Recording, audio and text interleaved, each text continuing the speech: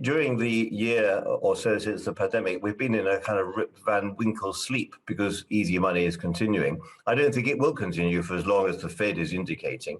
And I think there's going to be a real ripe bust up in Europe over this. I don't think that central banks will be keeping the lid on interest rates until 2024, whatever it is that the Fed is saying.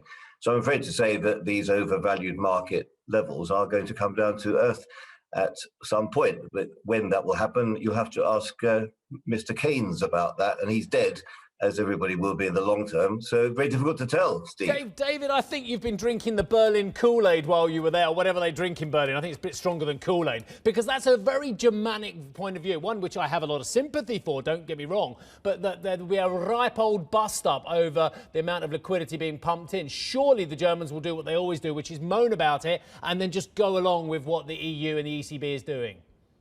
Well, this time it could be ever so slightly different. You've noticed all these constitutional court complaints. There's been a whole raft of them in the last couple of months. They're getting more serious. They're coming your way, Steve. And there will be, I think, in September, I believe that will be the Stunde der Wahrheit, as they say. I know we've had a lot of these moments of truth in Europe, but I think that will be the time when we have the German election. That will also be the time when the ECB has to decide whether or not to extend the PEPP, the famous Pandemic Emergency Purchase Program, beyond March 2022. And there's people like me who think that there'll be a big battle over this.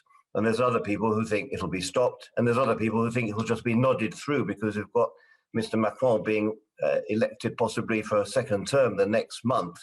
And would that be the right time for the ECB to stop that process? So I do think that there will be some really serious discussions here.